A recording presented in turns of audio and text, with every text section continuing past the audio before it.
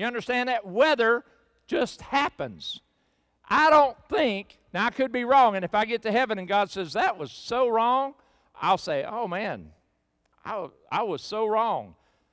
But see, I don't think God sits in heaven aiming tornadoes at your house to miss your house.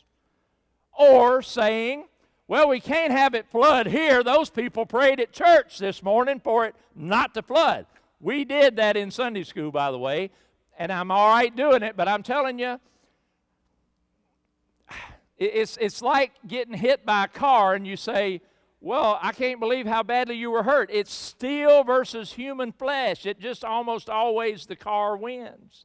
If enough rain falls out of the sky to pile up, we call that a flood. It's a natural disaster. I don't really want to blame God for floods or tornadoes. I really don't want to blame God for hurricanes, although people in New Orleans told us God had to purge New Orleans, and he did it with water. People from New Orleans told us that. So they sure believed it. What I'm telling you is that God is there. That's the good news. I want to read this because this is, you always have to get a little perspective. You realize last week, or everything's 2 weeks ago now because last week I didn't preach. I told you 2 weeks ago the Christians are the problem of just about everything that exists, including global warming. I'm not ready to turn off my electricity and buy a horse. Although I think I'm going to have a goat to keep my yard mowed because it's standing in water. My wife said, was Mark mowing by our house? And I said, yeah, and it looked like a rooster tail off of a boat motor were coming off of his tires. I said, he shouldn't have been mowing, but he wanted to mow. Let me give you this. 1967. How many of you were alive in 1967? Well, yeah, pretty good number of you. How many of you lived in either Iowa, Illinois, or Michigan? I didn't. How many of you remember April the 21st, 1967? Does that day ring a bell at all? April the 21st, 1967? There were 19 tornadoes in one day in Illinois, Iowa, Illinois, and Michigan, and 58 people were killed. Now, I'm telling you that to put in relative terms. We're looking today and saying, I've never seen so many tornadoes in all of my life. Well, were you alive in 67? Because there was 19 in one day and killed 58 people in these 3 states. You see what I'm saying? We forget very quickly where we've been, and we only look at today and we say, what's going on? What's going on? So the weather, I don't think, is really as weird as it is it's us going through it. And so that makes it much more worse simply because I'm involved. Not that I'm thinking that way. I think we all think that way. We're looking up and going, God, what are you doing? What are you thinking? How are you letting this happen to me? Now, I want to give you one more thing. See, my question is, you got to decide whether or not you think this is a setup on the part of Jesus, or if they got in the boat and Jesus, being a human at the time, looks up, says, nice day, guys. Let's not walk. Let's take the boat. You got to decide this one because I can't tell you. But if you think it's a setup, then you've got to think Jesus wasn't really asleep at all. He merely went and laid down in the back of the boat, called on a storm to come, and pretended to be asleep so that the apostles, when the water started coming in, would run to him and say, Lord, carest thou not that we perish? That's in another translation. So that Jesus could then raise up and very dramatically grab a hold of the mast. Peace, be still. Great effect, if that's what you want to believe. I don't want to believe that. And I'll tell you why. I have a biblical reason. It's in, what was the first verse? 22, I think that's the one. He said to them, let us cross over to the other side of the lake. That's all I have to hear. That's all I got to hear to say Jesus' plan was to cross to the other side of the lake. He was not afraid of sinking.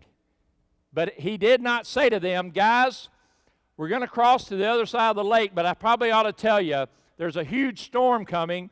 You can't see it right now for the mountains, but it's going to come over and be on us before we cross. And you're not going to die, but you're going to be scared, but don't worry, I'm with you. See, that's a little lengthy to put in there. He just said, we're going to the other side. He didn't say, hey, guys, let's go out and sink in the middle of the lake. If he had said that, I would have expected that to happen. You say, okay, so what are you saying? So I'm saying here's the difference.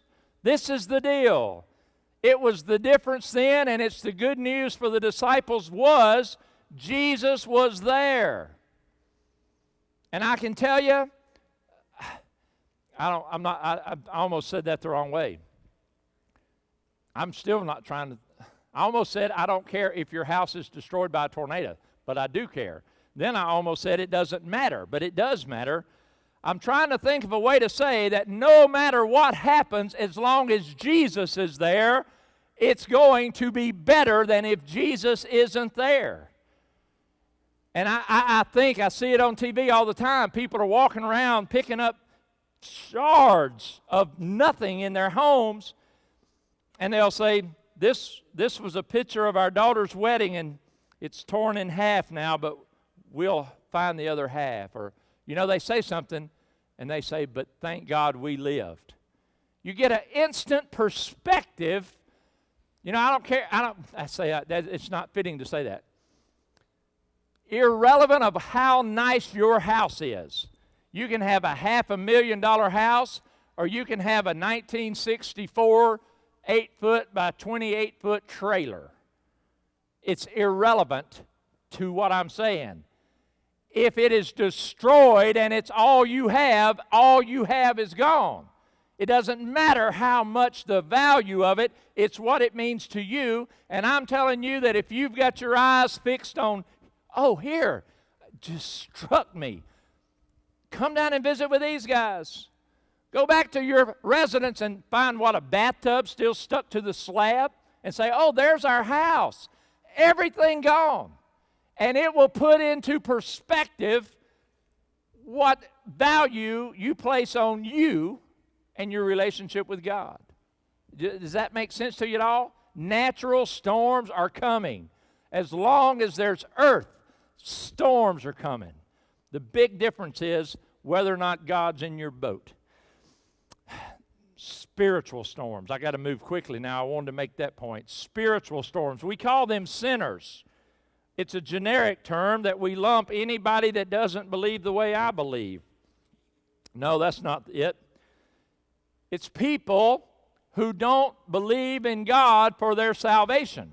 They have not trusted God. But see, we are all, at one point in time or another, wretched, rotten sinners. And if you don't want to be one, then I recommend salvation because that's the only thing that's going to clean you up. When they hit that bank on the other side, they found a sinner. And this is the perspective we need to get of people that are not like us. I got to read this. I didn't finish my note here.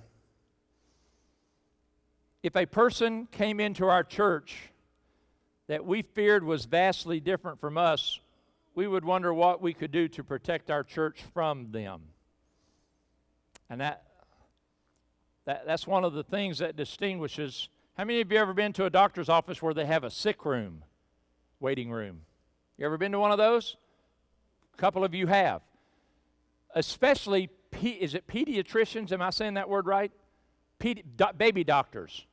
A lot of times, baby doctors, you go in and you say, and if your appointment is because your baby's sick, you go down the hall and go this way. If it's your baby's regular checkup, you go down the hall and go this way. They separate the well from the sick. Now, see, I fully understand that. But can you imagine being a young mother and